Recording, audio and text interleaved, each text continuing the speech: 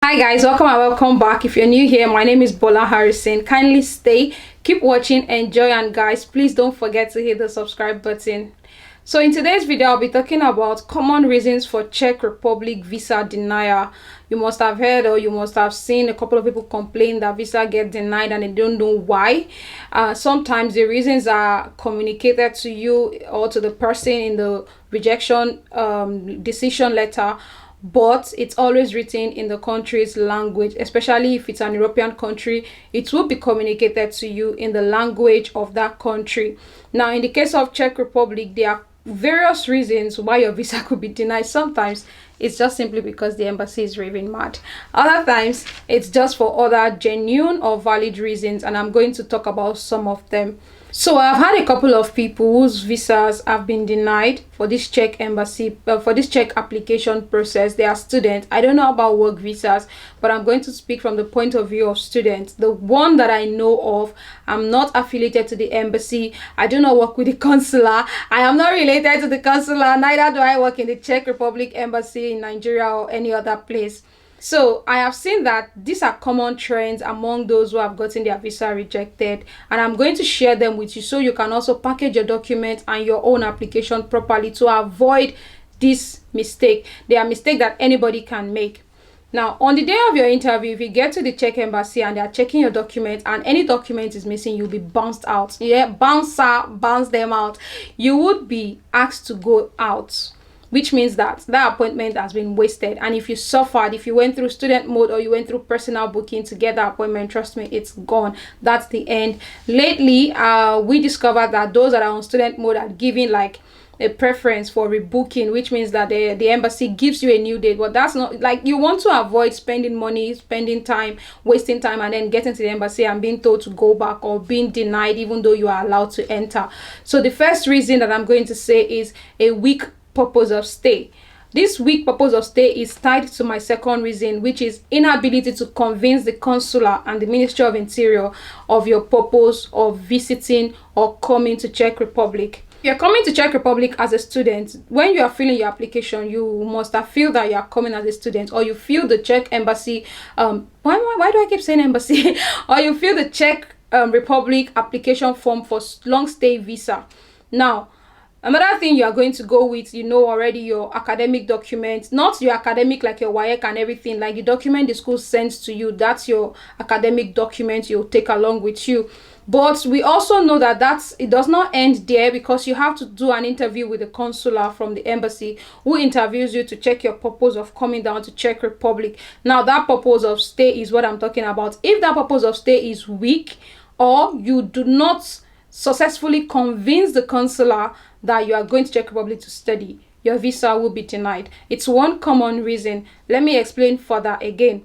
If you say you are coming to study and some things don't tally in your response to the consular, like if they ask you, oh, why do you choose to study in Czech Republic rather than studying in your home country, and then you say, well, Czech Republic is abroad, they have good systems, my home country don't, it's not a valid reason. You can put that in a better way to say you want to convince the consular that you have a genuine reason. You don't say, well, my brother is in Czech Republic, so he thinks that it's a good idea that I come over. No, that's X. In fact, just know that visa, just go home and just go and rest. You don't want to say that your brother, your family is in Czech Republic and they think it's a good idea for you to come over. So they will think that that's the reason why you are traveling, just to join your family and not genuinely to go and study. So you want to avoid that. Inability to convince the consular can come in various forms. You can fail to convince the consular if they ask you what are your courses for first semester and you fail to list them appropriately, or you miss one.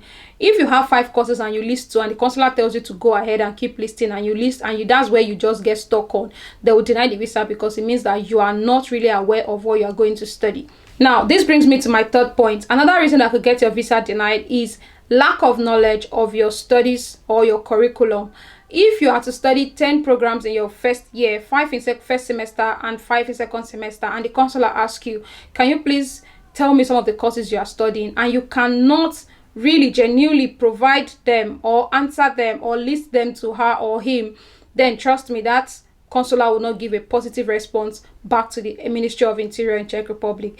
If they ask you to list your professors who are taking your courses, then just know that if you don't provide the answers, they will not be convinced. So lack of knowledge of your study curriculum or your study program can give you visa denial. So when you're going to the embassy, you want to know the courses you are doing for each semester, if possible your first semester, second semester of your first year, and the first semester, second semester of your second year. For me also, I would say that you should know the professors taking at least maybe the first semester courses, because every document they send to you, your coordinator must have communicated this to you as well. So if the consular also asks you how many credits or what do you need to graduate this program, and you fail to tell her or convince her or give a good background to this question, they will assume you don't know what you're coming to do. What this question simply needs you to do is to say, what I need to graduate this program or successfully complete this program is, if you are doing a master's program, it is always 60 credits per year in Europe. So you have 2 years. So you say, in order for me to complete this program, I need to complete 20 credits, which is for the 2 years of the duration of my course. I need to complete 120 credits and then defend my thesis for me to successfully complete this course. I also will be taking some courses in my first semester, second semester of my first year, as well as in my second year. And then you can go ahead to list some. She might not ask you to list, he might not ask you to list, but then you want to know them. Also, if they ask you where is your address located, you want to list the address, you want to say the address of your accommodation in Czech Republic. Lack of knowledge of your address or your university address, your dormitory or private housing address, or lack of knowledge of where your school is located can also cause a visa denial. So you want to know this information off heart. The third or the fourth reason that can lead to a visa denial is your proof of fund. Now, proof of fund is required for 3 months in the Czech Republic if you're applying to study in Czech Republic or go for vacation in Czech Republic, but I'm going to focus on studies. If you're applying to study in Czech Republic, you must know that the required proof of fund is 110 Czech crowns. I think maybe 110 or 115 right now. You need to have that amount of money in your account for 3 months. That money needs to be there. Your account needs to be active, have a valid inflow and outflow of transactions, and the minimum balance at the end of the 3 months must reflect the 110,000 Czech crowns. You use your bank rate, not the Bureau de change rate, not the black market rate. Whatever currency your country is using, you use the official bank exchange rate. So you want to have that amount. It is not necessary that you have that amount from day 1 to day 90. That's from the first month to the end of the 3rd month. But at the end of the 3 months, when you are printing your minimum balance, it should reflect that you have the total amount in your account. This is another reason that people face rejection when it comes to proof of fund. After 2 weeks or 3 weeks or a week, the consular or the embassy might reach out to you to print another bank statement and bring to them. They will give you a week or two, I think about 2 weeks, for you to bring this document back to them.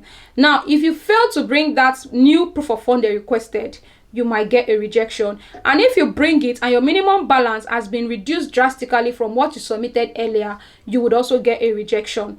So that's why I do say that if you can't afford it, leave the proof of fund, leave the money there untouched for 3 months. Or if you are going to spend part of it, make sure it does not reduce from the existing or the required amount, which is the 110,000 Czech crowns. Now, some people also, another reason to get rejected with proof of fund is if you are using fraudulent bank statements. Fraudulent bank statements, sometimes the embassy might call your bank to verify the funds in your account. If this cannot be verified, then you also get a rejection. So whatever you are doing with your bank balance, you should be very careful. Another reason that would not even allow you enter inside, that's on the day of your interview, you might not even be allowed to even go in, is if your bank statement, even if you have the required money, but there is no physical stamp, color rubber stamp of your bank on your bank statement, or it is the printed copy, that's electronic or digital copy, scanned or photocopy, then it will not be accepted. You won't even be allowed to do the interview. So that does not lead to a denial, that leads to a waste of appointments. The fifth reason that leads to visa denial, I will even say that would not even get you to utilize the appointment you have finally secured after a long period of time of waiting, is missing or incorrect documents. If any document is missing, you would not even be allowed to go inside. From where the embassy personnel checks your documents to take it to the other room, to the consular, from there you will be asked to leave. For instance, your police character certificate is missing, you will be asked to leave. If your medicals is missing, you'll be asked to leave. If the translated copies of your police character or medicals is missing, you will also be asked to leave.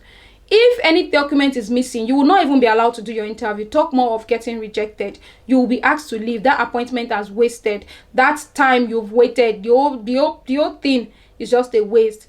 So you want to make sure that all your documents are intact. And this document is your Czech visa application form, your educational or academic documents, the ones the school sent to you, that consist of the original stamped admission letter and its translated copy. For schools that send you the English and translated version, for schools that send only translated version, it belongs to the embassy. Now you also want to go along with your police character and your medical certificate and the translated copies. Now tell your translators not to send you the electronic version but the physical copies via a courier service. You also would want to go with your accommodation contract. Of course, your school would have sent you this document, so you also want to go with it and make sure you sign it. You don't want to forget to go with your bank ATM card. Your bank ATM card carrying your name must be there, and the photocopy of it, 2 passport photographs, and your international passport. Very important. That's like the first thing, but that's supposed to be part of your document as well. You don't want to forget any of these things, because forgetting them counts as missing or incomplete document, and you'll be asked to go back home. Whether you are flown in from Zamfara, from Canada, from Namibia, from Liberia, wherever you're coming from, you'll be asked to go back, and that's the end of it. You have to rebook, go back on the waiting line again. Except you're a PhD student, or except you're a student on student mode, you can be guaranteed of getting another appointment date. It's not a guarantee for student mode, but for PhD students, you will always get a date. But you want to avoid all of these things.